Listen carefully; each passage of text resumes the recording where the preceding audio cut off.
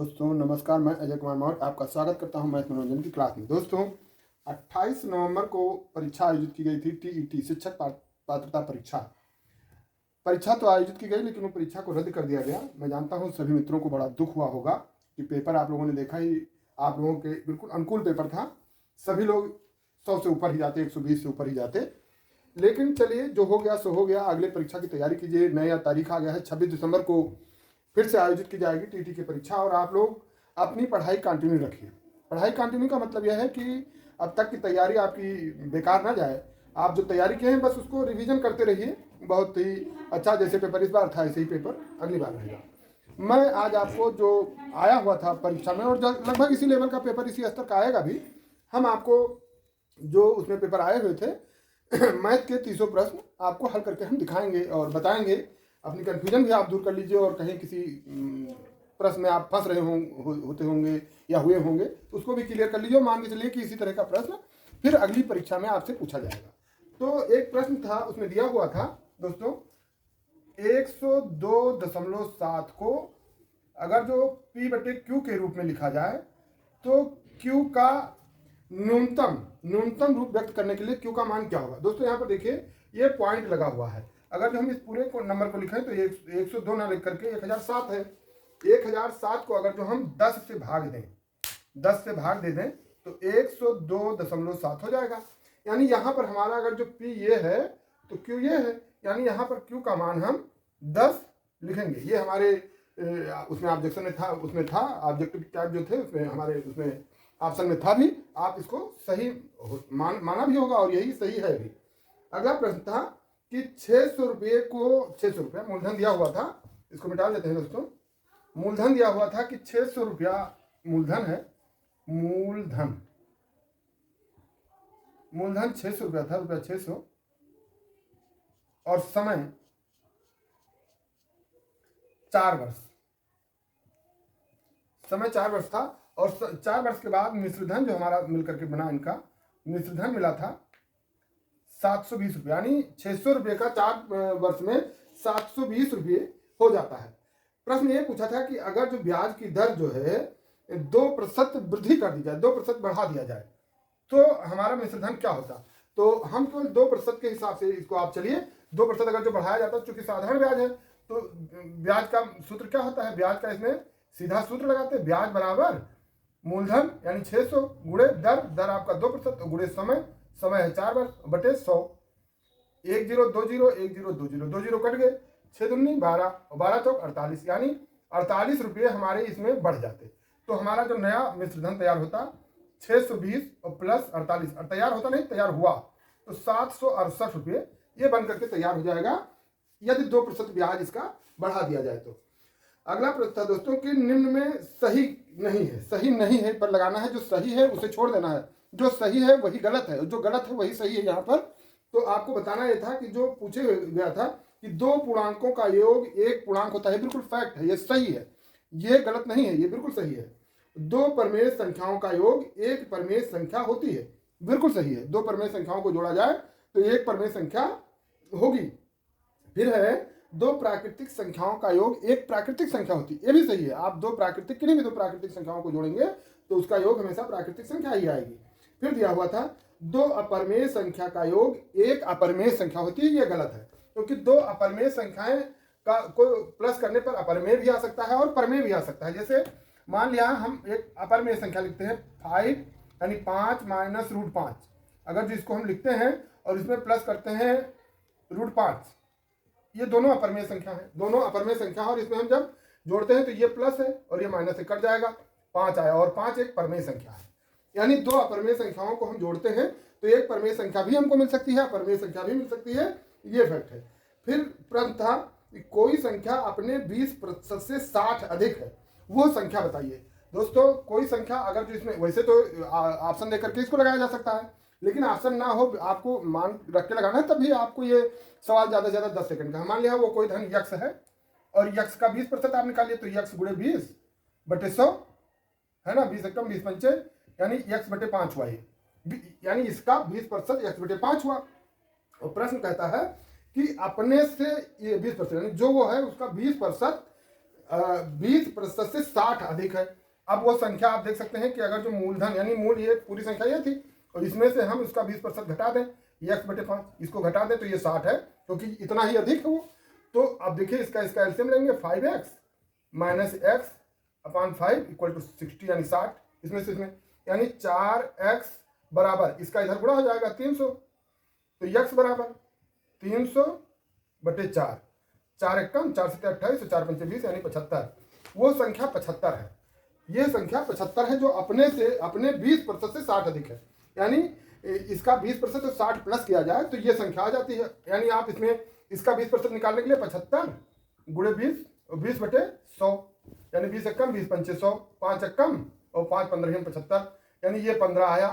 60 में 15 जोड़िए 75 हो जाएगा। मतलब वो संख्या 75 है जो अपने 20% से 60 अधिक है। अगला प्रश्न था कि 3070, इसको मिटा लें।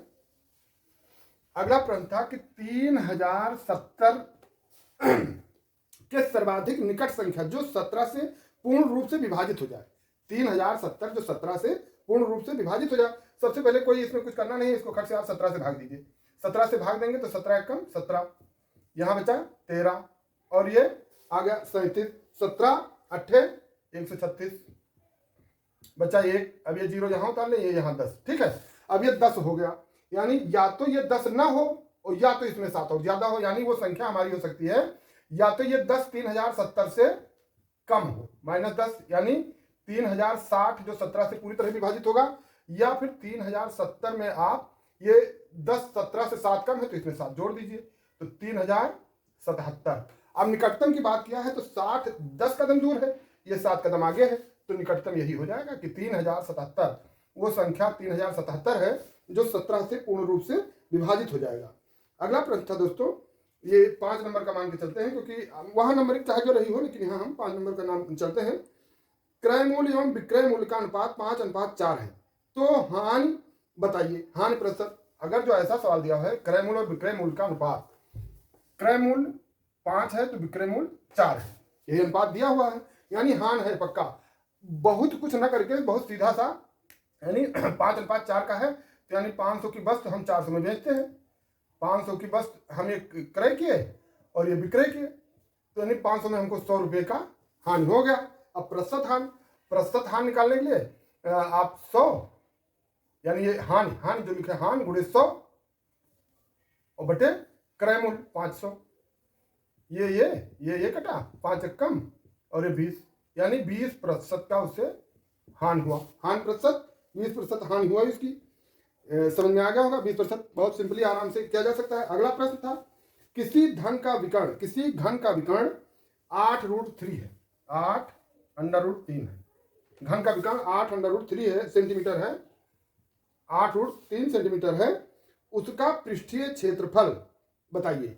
अगर जो किसी घन का विकर्ण 8√3 है तो पूछ रहा है इसका पृष्ठीय क्षेत्रफल। घन का विकर्ण क्या होता है?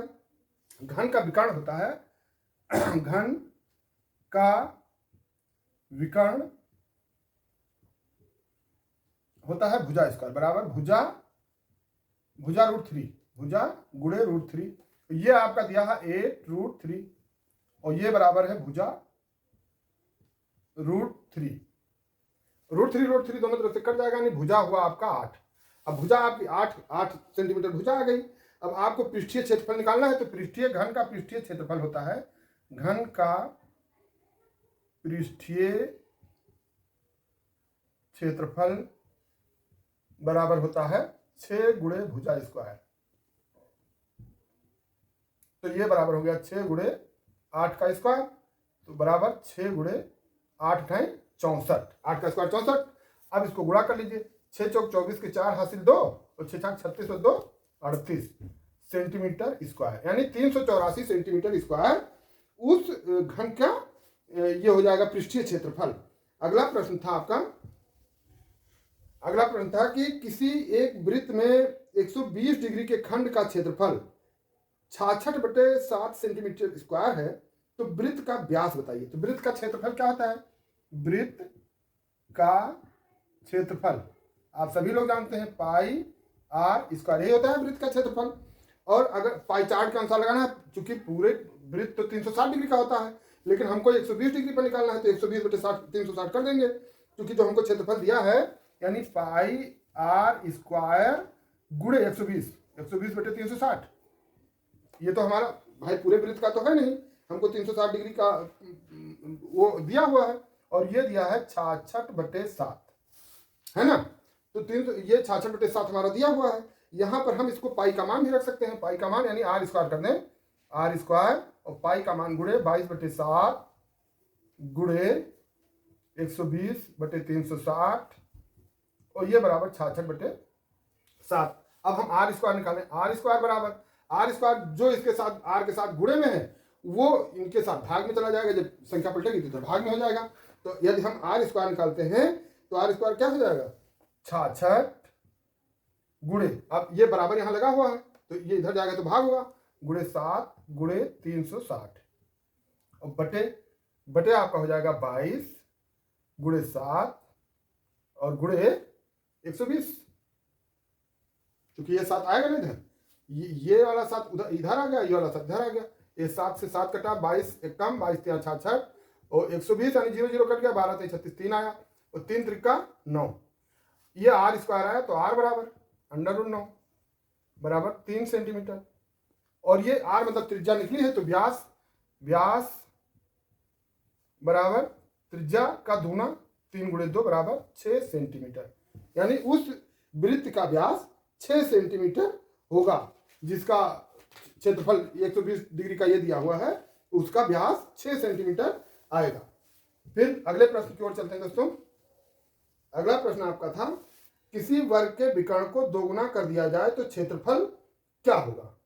विकर्ण को दोगुना कर दिया जाए, आप जान रहे हैं विकर्ण यानी अगर जो हम क्षेत्रफल किसी का निकालते हैं तो क्या होता है, अगर जो वर्ग का क्षेत्रफल अगर जो विकर्ण के आधार पे वर्ग का क्षेत्रफल बराबर एक तो भुजा स्क्वायर भी होता है, भुजा स्क्वायर होता है, दूसरा होता है और भुजा एक मैथ में रूल है और नियम है, आप जानते होंगे कि जो विकर्ण यानी कर्ण होता है, कर्ण पर बने हुए वर्ग का क्षेत्रफल शेष दो भुजाओं के पर बने वर्ग के क्षेत्रफल के योग के बराबर होता है, यानी दो भुजाएं जो होती हैं उनके योग के बराबर होता है, यानी विकर्ण पे जो बना हुआ है। तो हम अगर जो बराबर लिखे हैं विकर्ण, तो विकर्ण का दूना विकर्ण स्क्वायर बटे 2 अगर जो कर देते हैं क्योंकि दो भुजाओं पर बने योग के बराबर होता है तो विकर्ण स्क्वायर बटे 2। अब अगर जो विकर्ण को हम दूना कर दें यानी दो विकर्ण 2 गुणे विकर्ण ये स्क्वायर बटे 2 तो 2 दूनी 4 विकर्ण स्क्वायर 4 विकर्ण स्क्वायर बटे 2, यानी अगर जो विकर्ण को दूना कर दिया जाएगा तो क्षेत्रफल 4 गुना बढ़ेगा। 4 यहां बढ़ गया, पहले सिंगल विकर्ण था, 2 गुना किया गया तो 4 गुना हो गया, यानी अगर जो किसी वर्ग का विकर्ण दूना कर दिया जाए तो उसका क्षेत्रफल उस वर्ग का क्षेत्रफल 4 गुना बढ़ जाएगा। आगे बढ़े दोस्तों, आगे देखिए, आप लोगों को मजा आ रहा होगा, पूरा वीडियो देखिएगा, पूरे प्रश्नों को बहुत सटीक तरीके से बहुत सही तरीके से हल करके दिखा रहा हूं और बहुत ना तो बहुत विस्तार दिखा रहा हूं ना बहुत शॉर्टकट में तो है ही, इसको आप लोग बहुत शॉर्ट ट्रिक से भी हल कर सकते हैं। शॉर्ट ट्रिक जो हमारा विस्तार है वो भी आपको 5 सेकंड 7 सेकंड 10 सेकंड ऐसे में ये सवाल हल हो जा रहा है। कहता है विनय एक घड़ी 75 रुपए में बेचता है जिससे उसे घड़ी की लागत कीमत के बराबर प्रतिशत लाभ होता है, तो घड़ी की लागत मूल्य बताइए। देखिए इसके 2 तरीके हैं, विस्तार से भी इसको लगाया जा सकता है और ट्रिक से भी। तो ट्रिक में अगर जो मान लिया घड़ी को 75 रुपए में बेचता है, 75 को हम क्या करेंगे, 75 को हम 2 गुणनखंड में ऐसा बांटेंगे कि इनका अंतर बीच का 10 हो, तो क्या होता है 75 यानी 15 और 5 बीच का अंतर 10 हो गया। अब इनमें 10 से गुणा कर दिया जाए, यानी 15 गुणे 10 बराबर 150 और 5 गुणे 10 बराबर 50। क्योंकि 150 में अगर जो क्रय हुआ होता तो 75 में तो घाटा, निश्चित घाटा हो जाता। तो 50 का सही है कि 50 रुपये में अगर जो उसका क्रय मूल्य है तो उसका 50% लाभ हुआ, 50 का 50% 2500 यानी 75 रुपये में उसने बेच दिया। अगर जो इसको विस्तार से देखा जाए तो विस्तार से भी लगाया जा सकता है बड़े आराम से, कि अगर जो मान लिया घड़ी की कीमत x रुपये था और अगर जो उस घड़ी की कीमत x रुपये था और x% उसे लाभ हुआ, यानी x गुणे x बटे 100 बराबर x स्क्वायर बटे 100 लाभ, ये इसका लाभ हुआ घड़ी, और घड़ी की कीमत जो उसका लागत था, लागत और उसका लाभ मिला करके ये हुआ। और इसकी दी हुई है कि 75 रुपये में, यानी एक्स प्लस एक्स स्क्वायर बटे 100 बराबर 75। ये तो दिया हुआ है कि 75 रुपये में बेचने पर उसके प्रतिशत के बराबर लाभ होता है। अब इसका एलसीएम ले लीजिए, तो 100x प्लस एक्स स्क्वायर और ये इधर चला जाएगा बराबर 7500, ये हो जाएगा, है ना। अब इसको इधर पक्षांतर कर लाइए, यानी x square plus 100x minus 7500 बराबर 0। ये अब द्विघात समीकरण आ गया। द्विघात समीकरण के अनुसार इसको हल कर दीजिए। द्विघात समीकरण में क्या होता है कि इसको ऐसे दो टुकड़ों में बांटिए कि इनका गुणनखंड दिया है और इनको अगर जो प्लस माइनस किया जाए तो जो हमारा दिया हुआ है यही आ जाए। तो ये आप देखिए x square plus 150x minus 50x, 50x minus ये 150 यानी 100x आपका हो जाएगा माइनस 750, 7500 बराबर 0। चूंकि इन दोनों को गुणा कीजिए 7500 आ जाएगा। यहाँ पर x आप कॉमन ले लीजिए, तो x प्लस 150 आपका ये बच गया। यहाँ पर आप माइनस ले लीजिए 50, तो x प्लस 150, ये प्लस इसलिए हुआ क्योंकि यहाँ माइनस कॉमन है, वो ओपन करेंगे ये माइनस हो जाएगा। अब आपका x प्लस 150 ये कॉमन हो गया और यहाँ बचा x माइनस 50। अब यहाँ इसमें एक पार्ट तो 0 है, ये बराबर 0 चल ही रहा है आपका। अगर जो ये पार्ट 0 है तो x बराबर, ये अगर जो 0 है तो x बराबर 50 आएगा, और अगर जो ये 0 है तो x बराबर माइनस 150 आएगा। और माइनस 150 यह मान है, ये संभव नहीं है, तो यही है x बराबर 50, यानी वो 50 आ गया तो ये 50 यहाँ भी आया और वहाँ भी आ गया, ट्रिक से लगाया वो भी आ गया। हमारा ख्याल है आप लोगों को बहुत अच्छे से समझ में आ गया होगा दोस्तों। अब आगे बढ़े। दो वृत्तों के केंद्रों के बीच की दूरी उनकी त्रिज्याओं के योग से कम हो। जब दो वृत्त बनेंगे, मान लिया अगर जो उनकी त्रिज्याओं से कम है तो दो वृत्त तो ऐसे ही बनेंगे। त्रिज्या, अब एक का सेंटर यहाँ दूसरा सेंटर यहाँ, तभी कम हो। तो क्या कर रही है, दो जगह काट रही है, यानी प्रतिच्छेद कर रही है। दोनों वृत्त तब प्रतिच्छेद करेंगे और कुछ नहीं, क्योंकि दोनों एक दूसरे को प्रतिच्छेद कर रही हैं। अगला सवाल, अंक विन्यास आया हुआ था। अंक विन्यास आपका था 1, 5, 2, 10 और यहाँ पर आपको भरना था फिर 15, 4, 20। इसमें दो नंबर चल रहे हैं, देखिए 5 दूनी 10, 5 3 15, 5 24, 1 1 2 1 3, यहाँ 3 हो जाएगा फिर 4, यानी वो 3 है संख्या। ये तो सरल रहा होगा, आप लोग बड़ी आसानी से कर लिए होंगे। फिर एक सवाल था, यदि ये और बी धन पूर्णांक संख्याओं को 6 से विभाजित करने पर शेषफल 4 और 5 बनता है। शेषफल की बात कर रहा है कि ये और बी कोई धन पूर्णांक है, शेषफल 4 व 5 बच जा रहा है, 4 व 5 प्राप्त होता है, यानी शेषफल ये हमारा 4 और 5 प्राप्त होता है। तब ये स्क्वायर प्लस बी स्क्वायर को अगर जो 6 से विभाजित किया जाए, अगर जो इनको 6 से विभाजित किया जाए तो क्या आएगा, यानी ये बराबर हमारा 4 है, बी बराबर 5 है, यही प्राप्त होता है, तो यही है हमारा। तो जब ये प्राप्त होता है धन पूर्णांक है तो यही हमारा बच रहा है। तो ये इसका स्क्वायर आप करिए, 4 का स्क्वायर 16, 5 का स्क्वायर प्लस 25 और ये हो गया 41, ये हो गया 41, 41 और 5 6 से भाग दीजिए तो 6 6 36, यानी 36 हो गया, 5 बच गया शेष हमारा। तब हमें क्या होगा, 5 प्राप्त होगा शेषफल। यही सवाल तो पूछा था, विभाजित करने पर शेषफल हमें 5 प्राप्त होगा। फिर अगला सवाल था, मोहन की 5 वर्ष पूर्व उम्र तथा 9 वर्ष बाद, 5 वर्ष पूर्व और 9 वर्ष बाद। अब मान लेते हैं कि वर्तमान में मोहन x वर्ष का है। 5 वर्ष पूर्व अगर जो हम बात करें तो x माइनस 5 के थे, क्योंकि जो इस समय है 5 वर्ष पहले उससे 5 वर्ष कम ही रहे होंगे। और 5 वर्ष बाद तो ये हो जाएंगे x, 5 वर्ष बाद 9 वर्ष बाद x प्लस 9, यही तो हो जाएंगे। कहता है इन दोनों का गुणनफल अगर जो गुणा किया जाए तब ये 15 आता है। तो द्विघात समीकरण से इसको हल कर दीजिए। x को x से गुणा करेंगे तो x स्क्वायर, x को 9 से गुणा करेंगे 9x, फिर -5 और x का करेंगे तो -5x, और -5 और 9 का -45 बराबर 15। इस 15 को भी पक्षांतर कर लाइए, यानी x स्क्वायर, ये प्लस है ये माइनस है तो प्लस 4x हो जाएगा, और ये माइनस ये भी माइनस तो -60 कर दीजिए बराबर, अब इधर 0 हो गया।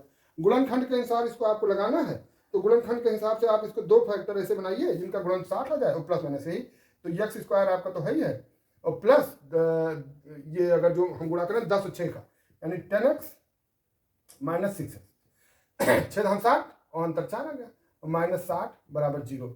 अब यहाँ पर x आप कॉमन ले लेते हैं तो x प्लस 10, और यहाँ -6 कॉमन ले लेते हैं तो x प्लस 10, क्योंकि माइनस पहले ले लिया तो ये प्लस हो ही जाएगा। अब आपका x प्लस 10 1 हो जाएगा और दूसरा गुणनखंड हो जाएगा x माइनस 6। अब ये बराबर 0 को है। अब अगर जो एक पार्ट 0 मान लिया, यानी x प्लस 10 और ये 0 है तो मान लिया 0 यानी बराबर 0। अगर जिसको 0 माना जाए तो x बराबर -10, ये गलत है क्योंकि माइनस तो हो नहीं सकता। फिर x - 6 बराबर 0, तो x बराबर 6 यानी 6 आ जाएगा। तो x की वैल्यू आ जाएगी आपकी 6 वर्ष, यानी वर्तमान में वो 6 वर्ष का है। अब 5 वर्ष पूर्व यानी इसमें से 5 वर्ष आप घटा दें तो 1 वर्ष का हो जाएगा, और 9 वर्ष बाद यानी 6 + 9 बराबर 15 हो जाएगा, और इसको 1 × 15 बराबर 15, यानी ये 6 वर्ष वर्तमान में उसकी आयु 6 वर्ष है मोहन की, तभी ऐसा हुआ। अब अगला सवाल देखते हैं दोस्तों। अगला सवाल दोस्तों है कि दिया हुआ है 0.00032, ये दिया है, और इसके पावर में दिया है 0.6 इसके पावर में दिया हुआ है। आप 32 को देखिए, अगर जो हम यहाँ पर ये 3 जीरो यानी 2 की पावर, हम इसको 2 की पावर में लाएं 32 तो 5 हो जाएगा, है ना, 2 की पावर 5 हो जाएगा। ये क्यों इतने की बात कर रहे हैं। अब ये अगर जो हम 6/10 लिख दें, 6/10 तब भी तो बन जाएगा, 6/10 तो ही है, 6/10 तो 2 3 2 5 10 2 3 6 यानी 3/5। फिर यहाँ 0.2 की पावर 5, ब्रैकेट यहाँ ना लगा करके 0.2 की पावर 5 और फिर पावर 5। अब इसको ओपन करें, 0.2 की पावर 5 और इंटू 3/5। अब ये 5 कट जाएगा, यानी 0.2 की पावर हो जाएगी 3 हो जाएगा। अब आप 0.2 इंटू 0.2 इंटू 0.2, 2 दूनी 4, 4 दूनी 8 हो गया, और 1 2 3 दशमलव के बाद 3 अंक है तो 1 2 3, यानी ये उत्तर हो जाएगा इस प्रश्न का हल, ये बराबर इसके है। फिर अगला प्रश्न दिया हुआ है दोस्तों, अगला है किसी वर्ग की भुजा 10% बढ़ाने पर क्षेत्रफल, उसका क्षेत्रफल क्या होगा। तो वर्ग का क्षेत्रफल आप जानते हैं, अगर जो हम किसी वर्ग का क्षेत्रफल की बात करें, वर्ग का क्षेत्रफल बराबर भुजा स्क्वायर, भुजा स्क्वायर। किसी भी वर्ग का अगर जो मान लिया क्षेत्रफल 10% बढ़ा दिया जाए, तो 10% मान लिया अगर जो पहले से वो 10 सेंटीमीटर 10 मीटर है, 10 मीटर, और 10 मीटर को अगर जो 10% बढ़ाया जाए तो 10 × 10/100 यही तो होगा, यानी 1 0 से 1 0 1 0 से 1 0 1 1 1 1 बढ़ जाएगा 1 मीटर, यानी पहले 10 था वो अब अगर जो 10% बढ़ाया गया तो 11 हो गया, है ना। अब आप देखिए 10 को अगर जो हम स्क्वायर करें तो ये 100 होगा, 11 का स्क्वायर करें तो ये 121 होगा, यानी 121 और 100 अंतर आया 21%। यानी अगर जो हम किसी वर्ग के क्षेत्रफल, वर्ग की भुजा को 10% बढ़ाते हैं तो उसकी भुजा 21% बढ़ जाएगी, क्षेत्रफल अगर जो हम उसकी भुजा 10% बढ़ाते हैं तो उस वर्ग का क्षेत्रफल 21% बढ़ जाएगा। ये प्रतिशत निकालने में 21 × 100/100 तो ये कट ही जाएगा, 21% आ गया, यानी उस वर्ग का क्षेत्रफल 21% बढ़ जाएगा अगर जो हम उसकी भुजा मात्र 10% बढ़ाते हैं तो। फिर संख्या दिया हुआ है, कुछ संख्याओं का योग दिया हुआ और यक्स का महत्तम मान पूछा है। संख्या आपकी थी 5x 9, दूसरी संख्या थी 3 2 7, तीसरी संख्या थी 2y और 8, इसको प्लस करना था, और प्लस का उत्तर इन्होंने दिया था 1114 1114, ये इन्होंने इसका उत्तर दिया हुआ था। अब आप जोड़िए 9 7 9 और 7 16 और 4 8 24, 24 का यहाँ 4 आ गया, बचा 2 ये और 2 ये हो गया 4, और हमको लाना है 1, यानी अगर जो हम 7 इसमें जोड़ दें तो 11 हो जाएगा, यानी x और y का मान दोनों मिला करके अगर जो हम 7 जोड़ें तो 11 हो सकता है। और इन्होंने पूछा है x का अधिकतम मान, तो हम y अगर जो 0 कर दें और x 7 कर दें, x बराबर 7 यानी x बराबर 7 कर दें और y बराबर 0, तो x का महत्तम मान यही हो सकता है, तो x बराबर 7 यहाँ पर उत्तर आ जाएगा 7, x का अधिकतम मान हम 7 लिख सकते हैं। अगला प्रश्न दोस्तों दिया हुआ है परिमेय 0/-5 से बड़ी संख्या आपको देखनी है, और संख्याएं आपको दी थी -1/4, फिर दिया हुआ था -3/8, -3 और -3 दिया हुआ था, -2/7, और एक संख्या दी थी -1/3। दोस्तों इससे बड़ा पूछा है, तो इससे बड़ा का मतलब ये सब माइनस में है और ये सब, लेकिन ये प्लस में है, ये ऊपर नीचे दोनों माइनस लिखा हुआ है तो ये प्लस में है, यानी यही संख्या बड़ी है 3/8 इससे बड़ी है संख्या, इसमें कुछ करना ही नहीं था, ये ऐसे ही हो जाएगा।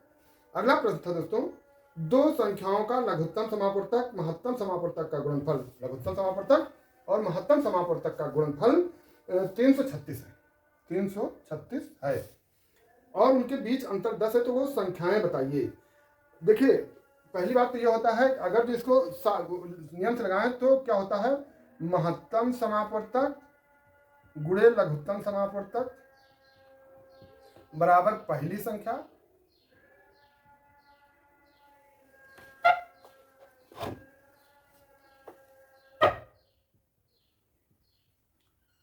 गुणे दूसरी संख्या, है ना। अगर जो पहली संख्या और दूसरी, यानी लघुत्तम समापवर्तक भी वही संख्या आती है जो पहली संख्या और दूसरी संख्या होती है। अगर जो यक्स के द्वारा हम मान के रखें कि यक्स के द्वारा तो विस्तार से इसको लगाया जा सकता है, तो यक्स मान लेते हैं कि 10 का अंतर है, पहली संख्या हम मान लेते हैं यक्स और दूसरी मान लेते हैं यक्स प्लस 10, क्योंकि दोनों में 10 का अंतर है, तो यक्स और यक्स प्लस 10, और कहते हैं कि इनका गुणनफल यानी पहली संख्या और दूसरी संख्या का गुणनफल यक्स, यहीं पर लिख देते हैं, गुणनफल इनका 336 है, 336 गुणा कीजिए, यक्स स्क्वायर प्लस 10x बराबर 336, इसको पक्षांतर कर लाइए, x square plus 10x minus 336 बराबर 0। अब आपको इस 10 को दो ऐसे फैक्टर में कन्वर्ट करना है, बदलना है जिनका प्लस माइनस तो ये है, गुणनखंड ये आ जाए, तो वो संख्या आपकी क्या है, 24 गुणे 14 यानी एक्स स्क्वायर प्लस 24x, है ना, ये प्लस है, और माइनस 10x, जो 10 नहीं 14x, सॉरी यहाँ पर 14 है, 24 गुणे 14 बराबर 336, 24 दहम 240 और 24 चौक 96, 240 96 236 और माइनस 336 बराबर 0। अब इसमें यक्स आप कॉमन ले लीजिए, तो यक्स प्लस 24 और दूसरा कॉमन ले लीजिए माइनस 14, यक्स प्लस, हाँ ये 14 यक्स रहेगा, नहीं ये 24x और ये 14x, ये हो जाएगा, ये 24 ये माइनस है, ये प्लस है, 14x जाएगा तो 10x आएगा, तो यहाँ 14 कॉमन ले लिए तो यक्स माइनस 24, ये भी बच जाएगा, यक्स प्लस 24, क्योंकि यहाँ माइनस कॉमन ले लिया तो ये हो जाएगा बराबर 0। फिर x प्लस 24 दोनों ब्रैकेट में है इधर, तो ये कॉमन हो गया, दूसरे में यक्स माइनस 14। अब अगर जो x प्लस 24 ये बराबर 0 का है, तो यक्स बराबर 24 माइनस 24, सॉरी यक्स बराबर माइनस 24, तो ये गलत है, माइनस 24 से नहीं रहेगा, माइनस है और माइनस हो नहीं सकता। दूसरा यहाँ कर लीजिए, यक्स माइनस 14 ये बराबर 0 का है, तो यक्स बराबर 14, ये संख्या यानी यक्स की वैल्यू 14 है। तो यक्स हमने क्या कहा था कि एक संख्या ये है और दूसरी प्लस 10 है, तो पहली संख्या यक्स है यानी 14 है, तो दूसरी है 14 प्लस 10 बराबर 24। वो संख्याएं हैं 14 और 24 जिनके विषय में बात किया गया है कि उनके अंतर बीच का अंतर 10 है और वो संख्याएं 14 और 24 है, ठीक है। अब आगे बढ़ाएं, आगे अगला प्रश्न था, दिया हुआ था एक प्रश्न दिया हुआ था कि 4 की पावर 61 प्लस 4 की पावर 62 प्लस 4 की पावर 63 प्लस 4 की पावर 64 और प्लस 4 की पावर 65। दोस्तों इस तरह का जब प्रश्न दिया हुआ है तो ये ट्रिक से बहुत आसानी से और इसको सॉल्व किया जा सकता है। देखिए 4 की पावर 61 आप कॉमन ले लीजिए, ये 61 कॉमन ले लिया तो यहाँ पर आपका 1 बचा, प्लस यहाँ पर 4 बचा, 61 कॉमन ले लिया, 1 कॉमन आपका बचा, प्लस 4 की पावर यहाँ पर 2 बचा, प्लस 4 की पावर 3 बचा, प्लस 4 की पावर 4 बचा, है ना, यही तो बचेगा। 4 की पावर यहाँ पर अगर जो सब्ट्रैक्ट करें माइनस ये 4 बच जाएगा। अब 4 की पावर 61 और ये 1 हुआ, ये 4 हुआ, ये 4 चौक 16 हुआ प्लस 16 और ये 4 चौक 16 चौक 64 हो गया, प्लस ये कितना हो गया 4 चौक 16 16 चौक 64 और 64 चौको 256, ये 256 256। अब इसको जोड़िए, 4 की पावर 61 तो यहाँ ले ही लीजिए, 1 4 1 5 5 16 5 21 21 और 64 85 85 और 256, ये हो गया 85 और 256 341। दोस्तों इस तरह के प्रश्न में क्या किया जाता है, इसको तब तक के लिए क्या इसको छोड़ दीजिए, जो ये संख्या आपकी आई, आपके ऑप्शन जो दिए हुए हैं उनसे भाग देकर देखिए, जिससे ये पूरी तरह से विभाजित हो जाए वही इसका उत्तर हो जाएगा। इसमें दिया हुआ था कि जिस नंबर से विभाजित हो जाए वही इसका उत्तर हो जाएगा। तो ये 341 11 से पूरी तरह विभाजित हो जाता है 11 से, 11 3 33, 1 बचा, 11 1 11, यानी इसका उत्तर 11 हो जाएगा, क्योंकि 11 से ये पूरी तरह विभाजित होती है, तो इसका उत्तर 11 हो जाएगा। ठीक दोस्तों, आपने देखा होगा, अच्छा लगा। अब आगे आप लोगों को मजा आ रहा है तो लाइक शेयर कमेंट और सब्सक्राइब करते रहिए और आनंद लेते रहिए। मैं पढ़ने के लिए मुझसे जुड़िए, आप मेरे चैनल को सब्सक्राइब कीजिए। मैं ऐसे ही मैं पढ़ाऊँगा, इससे भी अच्छा और लेकर के आऊँगा। इसमें तो टीटी का ये जो पेपर हुआ था, हमने 20 प्रश्न अब तक के हल करवा दिए हैं। 21 प्रश्न, 21वां प्रश्न हल करने जा रहे हैं कि लिखा हुआ था 3:57, ये PM, 3:57 से पहले 5 घंटा 58 मिनट पहले, 5 घंटा 58 मिनट पहले क्या समय था?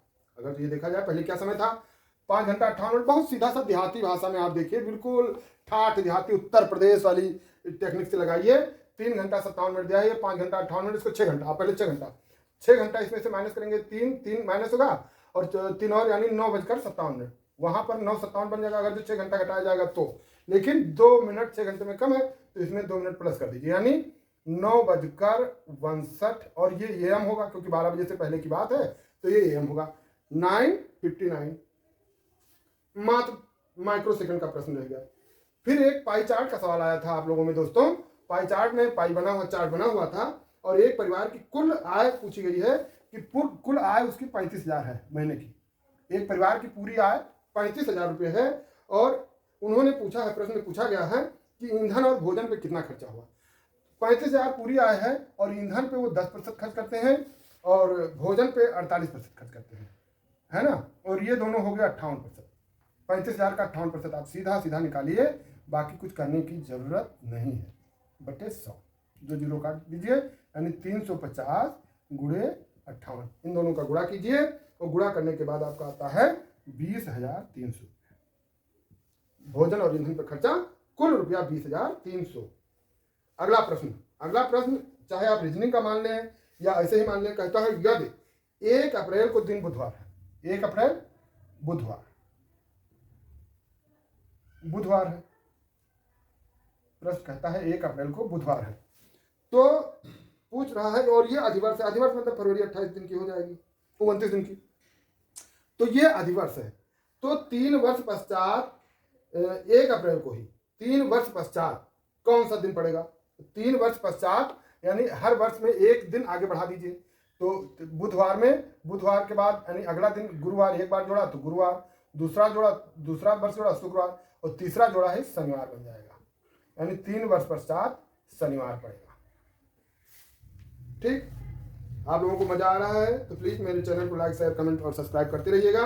अगला सवाल देखिए, प्रश्न पूछ रहा है कि दिए गए न्यून कोण के पूरक और समपूरक कोणों का अंतर, पूरक और समपूरक कोण, जो न्यून कोण दिया हुआ है उसमें कुछ भी करेगा 90 से कम ही होगा, पूरक में 90 से कम और समपूरक में 180 से कम। तो सीधी सी बात है, उसमें कुछ नहीं करना है, 180 माइनस 90 जो भी होगा, पूरक कोण 90 ही बनकर के तैयार होगा, समपूरक 180, तो 180 माइनस 90 यानी वो 90 डिग्री का हो जाएगा। पूरक और समपूरक कोणों का अंतर 90 डिग्री, यही बनेगा उत्तर इसका। फिर अगला प्रश्न आप देखिए, अगला प्रश्न कह रहा है कितने समय में 16 सही 2/3% ब्याज की दर दिया है, वार्षिक दर से साधारण ब्याज मूलधन का 5/6 हो जाएगा। मूलधन का 5/6 इसको 2 तरीके से लगा सकते हैं। 5/6 का मतलब है कि 5 जो ब्याज होगा 5 होगा तो मूलधन 6 होगा, 5/6 यानी ये ब्याज होगा तो ये मूलधन होगा, 5/6 हो जाएगा। लेकिन अगर जो इसको सिस्टम से लगा ले, मतलब बेसिक तरीके से लगा ले, तो मान लिया मूलधन हमारा यक्स है, ठीक है, और जो इसका अगर जो हम 5/6 यानी अगर जो ब्याज की बात करें 5/6 हो जाएगा, जो ब्याज इसका मूलधन का 5/6 यानी ब्याज अगर जो हम निकालते हैं तो 5x/6 यही तो हो जाएगा ब्याज, ये ब्याज है, ये मूलधन। अगर जो हम इस तरीके से लगाते हैं सवाल, तो हमारा पूछ क्या रहा है 5/6 होगा, तो प्रश्न क्या होता है, ब्याज का मूलधन गुणे दर गुणे समय बटे 100, यही तो होता है ना। अब आपसे जो पूछ रहा है मूलधन हमारा, तो यहाँ पर x है, और ये ब्याज चूंकि यहाँ पर दिया है तो इक्वल टू आप 5x/6 इसको लिख सकते हैं, क्योंकि ब्याज तो पहले दिया है। अब मूलधन आपका दिया है, ये यक्स दिया है ना। तो आप क्या करेंगे कि मूलधन गुणे दर गुणे समय बटे 100। अब हमारा क्या हो जाएगा, दर आपकी हमारी यहाँ पर दी गई है, ये दर दिया गया है। तो मूलधन यानी यक्स गुणे, अब इसको हल करने 16 × 48 तो 50, यानी 50 और बटे 3 सीधे लिख दें यहाँ पर, और गुणे समय और बटे 100, है ना।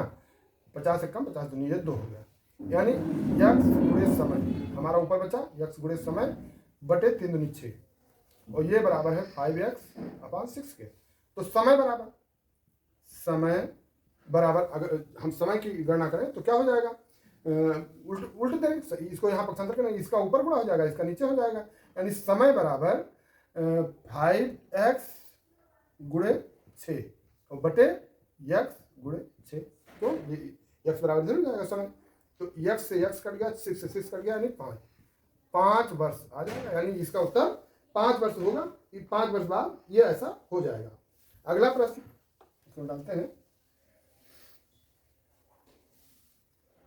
दिया हुआ है 10 रुपये दर्जन की दर से 12 केले, 10 रुपये दर्जन के हिसाब से 12 केले, 10 रुपये में 12 खरीदा गया। 10 रुपये यानी 10 रुपये में क्रय किया गया, क्रय मूल्य है और ये विक्रय मूल्य है, और 12 रुपये में 10 बेचा गया, विक्रय कर दिया गया।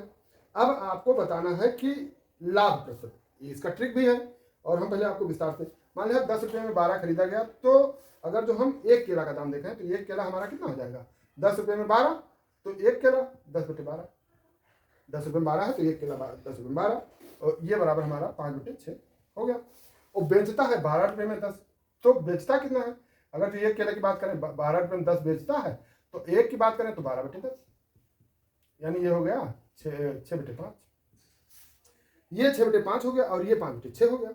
अगर जो हम इस केले की बात करें लाभ प्रतिशत, यानी अब हमको लाभ देखना है, विक्रय मूल्य उसका 6/5 है और क्रय मूल्य 5/6 है, तो इसमें इतना खरीदा, यानी 6/5 माइनस 5/6 ये लाभ हो जाएगा उसका। तो इसका एलसीएम लेंगे आप तो 30 एलसीएम हो जाएगा, तो इसका इससे गुणा इसका इससे, यानी 36 माइनस 25 बराबर 11/30, ये उसका लाभ हुआ। अब लाभ प्रतिशत निकालने के लिए लाभ गुणे 100 बटे क्रय मूल्य, यही होता है लाभ प्रतिशत, ऐसे ही निकालते हैं लाभ प्रतिशत, लाभ गुणे ये हो जाएगा। अब लाभ इसका कितना है, बराबर 11/30 ये लाभ है, गुणे 100 और बटे क्रय मूल्य आपका 5/6 आ गया है ना। क्रय मूल्य तो यही है 5/6,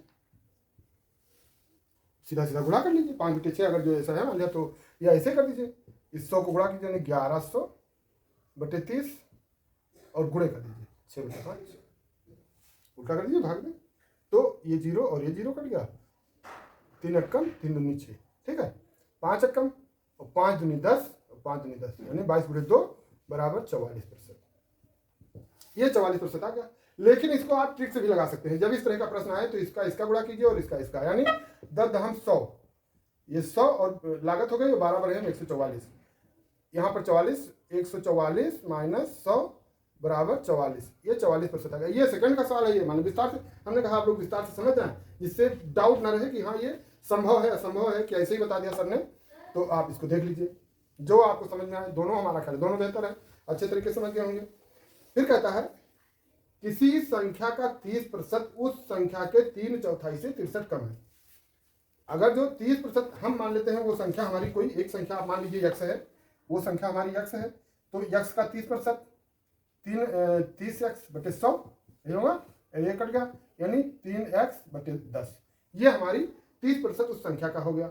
और 3/4 से 63 कम है, यानी जो हमारी संख्या बनी संख्या तो ये है, तो इसका 3/4 3x/4, 3/4 और माइनस 3x/10, क्योंकि ये 63 कम है और ये बराबर है 63 के।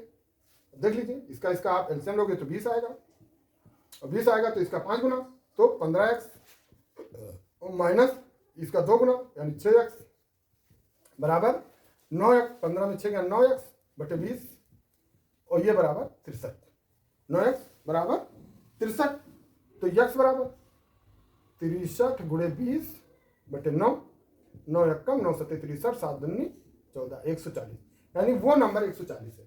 140 वो संख्या है जिसका 20% 30% का 3/4 उससे 63 कम है। अगला प्रश्न देखिए, अगला प्रश्न पूछ रहा है दोस्तों, 15 मजदूर एक सड़क को 48 घंटे में बनाते हैं तो 30 घंटे में करने के लिए कितने मजदूर? 15 मजदूर हैं, 48 घंटे समय लगाते हैं। अगर जो हमें बहुत कुछ ना करके सीधा यानी एक मजदूर से कराना हो तो 15 गुणे 48, एक मजदूर इतनी देर में करेगा। अब अगर जो हमको 1 घंटे में कर देगा, 1 घंटे में 15 मजदूर नहीं, 1 घंटे में ये अगर जो कराना है 1 घंटे में तो इतने मजदूर लगाने पड़ेंगे। या अगर जो हमको घंटा बढ़ाना है या मजदूर इसको गुणा करेंगे तो 1 घंटे का काम निकल आएगा कि 1 घंटे में इतने मजदूर कर देंगे। या उतने अगर जो उतने दिन कराना है तो उतने घंटा बढ़ा दीजिए, जो भी करना है। और इसको 30 घंटे में करवाना है तो 30 से भाग दे दीजिए। 15 कम 15 दूना 30, 2 कम 24, यानी अगर जो हम 24 मजदूर लगा दें तो 30 घंटे में वो काम पूरा कर देंगे। फिर अगला सवाल देखिए, अगला सवाल बढ़िया सवाल है। पूछ रहा है वो न्यूनतम अंक यक्स है जिसके लिए संख्या 3 2 4 x 3 4 2 जो 11 से पूर्णतः विभाजित है। 11 से विभाजिता का ये होता है कि सम और विषम स्थान के नंबरों को, सम मतलब ये और ये और ये, इनका अंतर या तो 0 आ जाए या 11 से विभाजिता वही 11 से विभाज्य होगा। तो 3 और 4, 3 + 4, 3 के बाद 4 और 4 के बाद फिर 3 + 3 और 3 4 फिर 3 फिर 2 + 2, ये हो गया। और दूसरा विषम नंबर पे है 2, 2 के बाद x के बाद 4, यानी 2 + 4 + x, ये बराबर 6 + x हो गया। और 3 4 3 7 3 10 12, ये 12 हो गया। यानी अगर जो इसको 0 करना है तो x के स्थान पे 6 + 6 करें तो 12 आ जाएगा, यानी x बराबर 6, यानी वो नंबर है। अगर जो सम और विषम का 0 आना चाहिए या 11 से विभाजता, यानी x के स्थान पे अगर जो हम 6 लिख देते हैं तो ये भी 12 हो जाएगा और दोनों का अंतर 0 हो जाएगा। तो 0 आ जाएगा तो विभाजता 11 से उसकी कंप्लीट हो जाएगी और यही इसका उत्तर हो जाएगा। एक वृत्त, और अगला सवाल है और ये अंतिम सवाल है दोस्तों, कि एक वृत्त और उसके अंदर बनने वाले अधिकतम बड़े वर्ग के क्षेत्रफल का अनुपात यह होता है वृत्त के त्रिज्या के समानुपाती होगा। एक वृत्त और उसके अंदर बनने वाले अधिकतम बड़े वर्ग का क्षेत्रफल का अनुपात होगा वृत्त की त्रिज्या के समानुपाती होगा। तो दोस्तों आज आपने देखा हमने टीटी में आए हुए जो 28 नवंबर को पेपर हुआ था, सभी प्रश्नों का हल हमने आपको दिखाया है, बताया है और अच्छा लगा। अगर जो मेरा वीडियो ये अच्छा लगा और आपको समझ में आया तो मेरे चैनल को प्लीज़ लाइक शेयर कमेंट और सब्सक्राइब कीजिएगा। और आगे ऐसा बार बार आपको मिलता रहे, इसलिए नोटिफिकेशन मिलती रहे, इसलिए सब्सक्राइब जरूर कीजिएगा और अपने दोस्तों तक भी फैलाइएगा। Thank you.